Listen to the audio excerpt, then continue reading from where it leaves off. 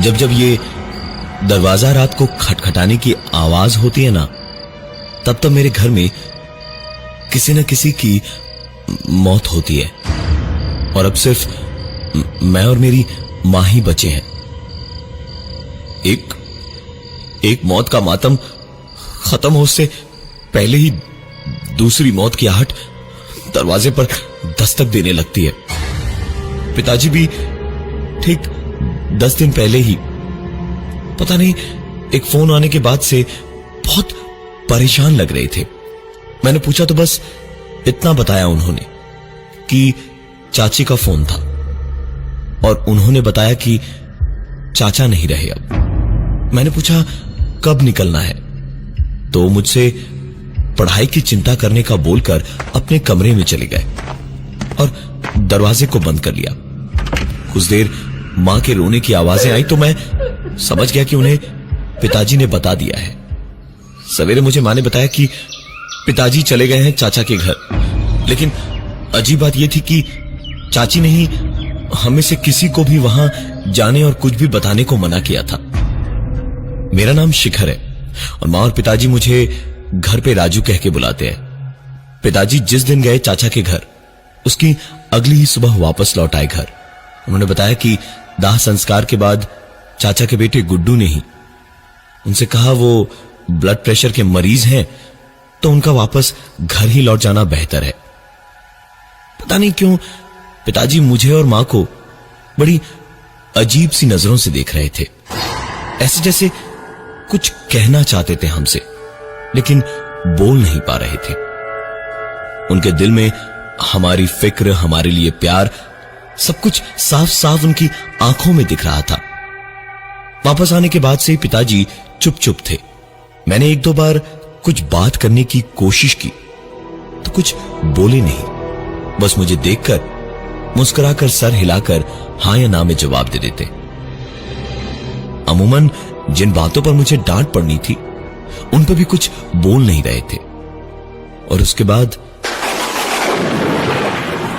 उस रात बहुत तेज बरसात हो रही थी जब दरवाजे पर किसी ने खटखटाया। बहुत अंधेरा था, बहुत रात थी और ऊपर से लाइट नहीं आ रही थी, तो कुछ भी दिखाई नहीं दे रहा था। मैं मोमबत्ती लेने को उठा तो अचानक एक जोरदार आवाज से बची खुची नींद भी टूटी। तो मैंने उस चमकती और गरजती बिजली में देखा पिताजी दरवाजे पर खड़े हैं और बाहर लॉन की ओर झांक रहे थे। मैंने ध्यान नहीं दिया, लेकिन जैसे ही कदमों की आवाज सुनी मैं समझ गया, जो पिताजी बरसात जरा सी होने पर पसंद नहीं किया करते थे, वो कीचड़ और गंदगी में चले जा रहे थे। मतलब कुछ तो गड़बड़ है। मैं पीछे पीछे गार्डन तक पापा के साथ गया और फिर मैंने देखा पिताजी गराज में आराम से चुपचाप टूल बॉक्स में कुछ ढूंढ रहे थे। मैंने पूछा उनसे, क्या हुआ पिताजी, आप इतनी रात गए यहां कैसे? सब ठीक तो है ना? पिताजी ने तो जैसे सुना ही नहीं कि मैंने क्या कहा। वो चुपचाप वहीं बरसात में निकल के गेट की ओर चलते गए। लेकिन कुछ ही देर में पिताजी की वो आखिरी आवाज, आखिरी चीख मुझे सुनाई दी।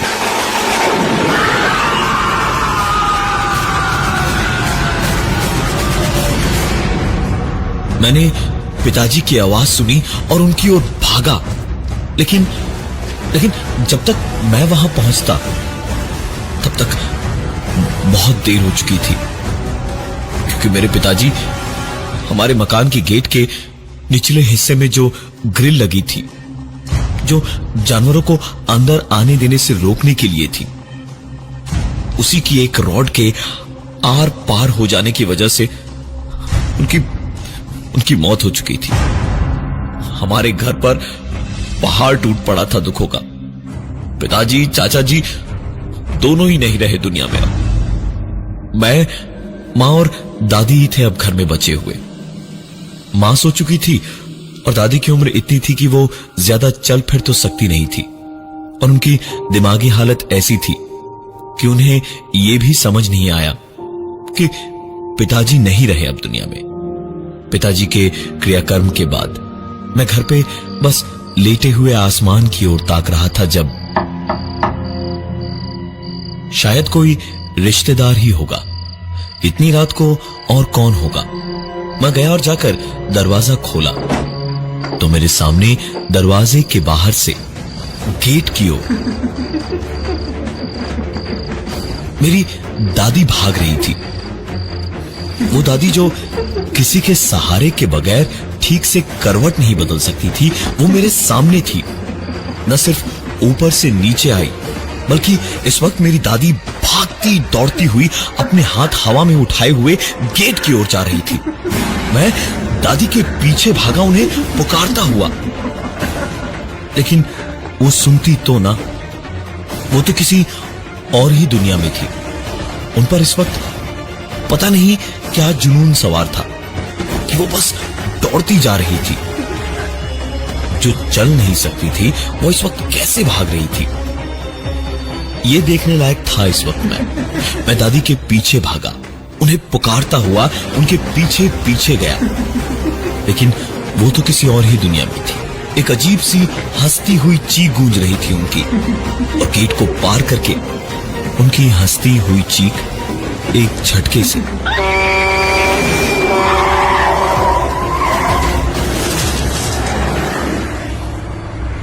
एक छोटी सी आखिरी चीख के साथ हमेशा के लिए वो आवाज बंद हो गई। पूरे घर में मौत का तांडव हो रहा था। मां तो सुनते ही बेहोश ही हो गई। 2 दिन के लिए वो हॉस्पिटल में ही थी। दादी का डेथ सर्टिफिकेट और बाकी फॉर्मेलिटीज के बाद उनका क्रियाकर्म करवा के मैं मां को देखने पहुंचा तो देखा चाची मां के साथ बैठी रोई जा रही थी, और मां उनसे पूछ रही थी कि ऐसा क्या था जो वो छुपा रही थी। और चाची बस इतना कह रही थी कि अगर उन्होंने बता दिया तो उनके बाद जिनको भी बताएगी अब उसी की बारी होगी।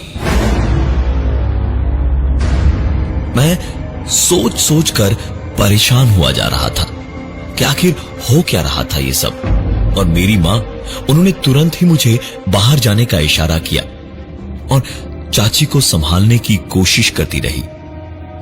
मैं बता नहीं सकता मेरा क्या हाल हो रखा था। जानना ही था मुझे हर हालत में कि ऐसा आखिर था क्या जो चाची ऐसे घबराई हुई थी। वो क्या था जिसकी वजह से मेरे पिताजी और मेरे दादी अचानक इस तरह मेरी आंखों के सामने मारे गए। मैं इतना तो समझ गया था कि कुछ तो गड़बड़ है ही। मैंने सोचा कान लगा के सुन लूं कि माजरा क्या है। मैंने इधर से दरवाजे पर कान लगाया तो पता नहीं क्यों लेकिन कोई आवाज नहीं आ रही थी। मैंने कोने से झांक कर देखा तो एकदम से दोनों के रोने की आवाजें आने लगी मुझे। मैंने फिर से दरवाजे पर कान लगाया तो दोबारा कोई आवाज नहीं आई। मैंने दोबारा झांका तो फिर से दोनों रोए जा रही थी। मैंने दरवाजा इस बार जरा सा खुला रखा और फिर कान लगाया। हल्की हल्की बातें करने की आवाजें तो आई, लेकिन कोई बात ढंग से सुनाई दे उससे पहले ही जो मैंने सुना उसने मेरी नसों में बहते खून को बर्फ जैसा ठंडा सा बना दिया, क्योंकि मैंने दरवाजे के बाहर से उस पर कान लगाया हुआ था। मां और चाची के अंदर से दरवाजे पर खटखटाने की वही आवाज हुई। मैं तुरंत अंदर घुसा, लेकिन कहता भी तो क्या। मां बिल्कुल चुपचाप डरी और घबराई हुई बैठी थी, और चाची आंसू पहुंचती हुई वहां से वापस जाने को हॉस्पिटल के बाहर निकली। तो मैंने कहा मैं आपको स्टेशन छोड़ देता हूं, और मैं उन्हें बाइक पर बिठा कर ले जाने लगा। मुश्किल से मुझे चाची को स्टेशन तक पहुंचाने में 15 मिनट लगने चाहिए थे, लेकिन रास्ते में ट्रैफिक सिग्नल पर काफी लंबा स्टॉपेज दिखा तो मैं रुका। ट्रैफिक में रुकी गाड़ियां, धुआं, गाड़ियों के इंजन, हॉर्न्स, इन सब का शोर और सर पर पड़ती कड़ी धूप, पूरी तरह सर से जैसे पसीना आते ही उड़े जा रहा था गर्मी में। वैसे ही बहुत परेशान था कि तभी उसी वक्त पीछे बैठी मेरी चाची अचानक से अजीब सी आवाजें करने लगी और बाइक से उतरकर ट्रैफिक में पागलों की तरह बेहद डरावनी तरह दौड़ने लगी। मैं बाइक किनारे लगाकर चाची को संभालूं उतनी देर में चाची भागती चीखती हुई ट्रैफिक में आगे आगे और मैं उनके पीछे पीछे उन्हें संभालने को दौड़ रहा था। कुछ आगे पहुंची वो तो ट्रैफिक खुल गया।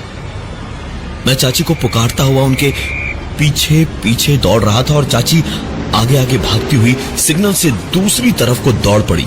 इस तरफ से तो गाड़ियों को वो पार कर गई, लेकिन तभी एक तरफ का ट्रैफिक बंद होकर जिधर चाची दौड़ रही थी उधर का ट्रैफिक खुल गया था और एक बस मोड़ पर मुड़ते वक्त चाची को देख नहीं पाई और मेरी चाची वो भी मारी गई।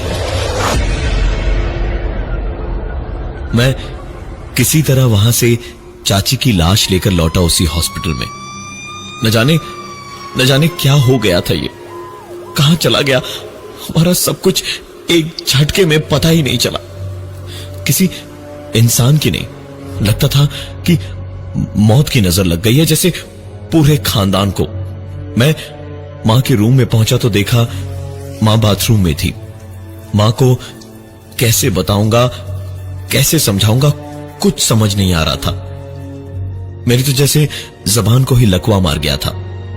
सोचा पहले गुड्डू को चाची की खबर दे दूं, क्योंकि बेटे के बयान और उसके साइन के बिना लाश तो मिलेगी नहीं।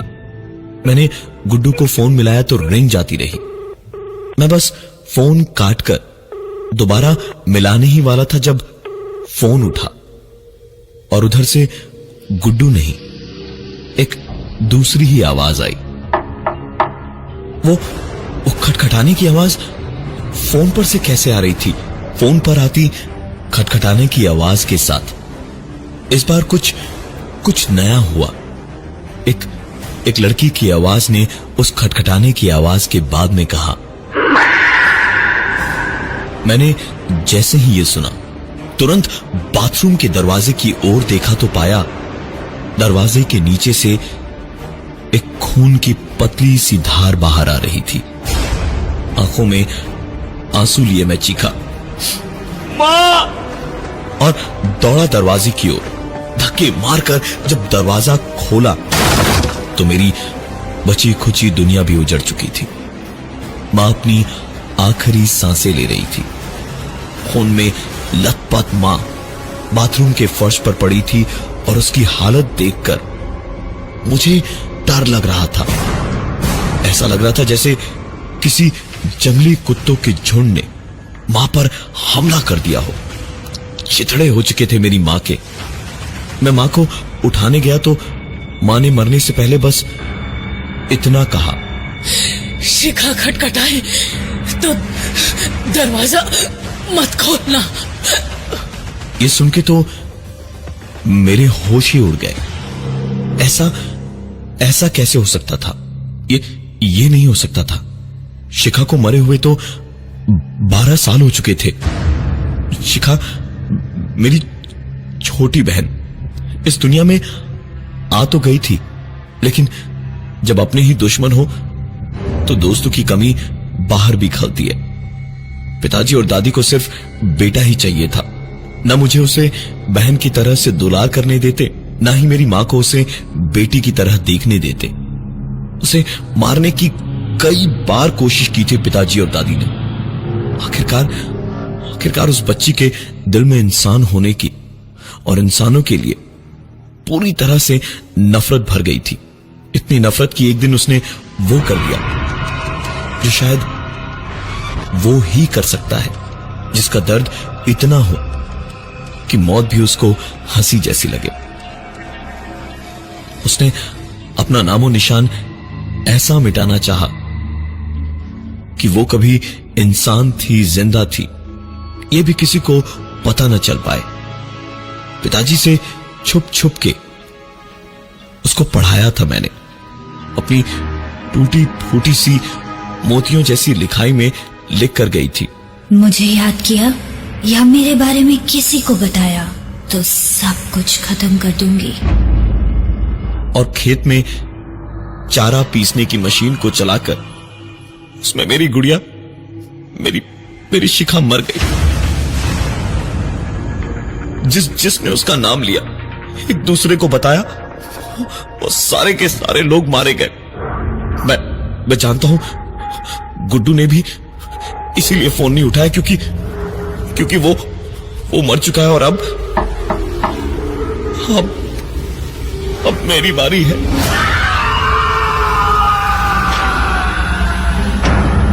संभल के रहिएगा, क्योंकि अब आप भी शिखा के बारे में जान गए हैं। कोई दरवाजा खटखटाने बेहद जल्द आता ही होगा।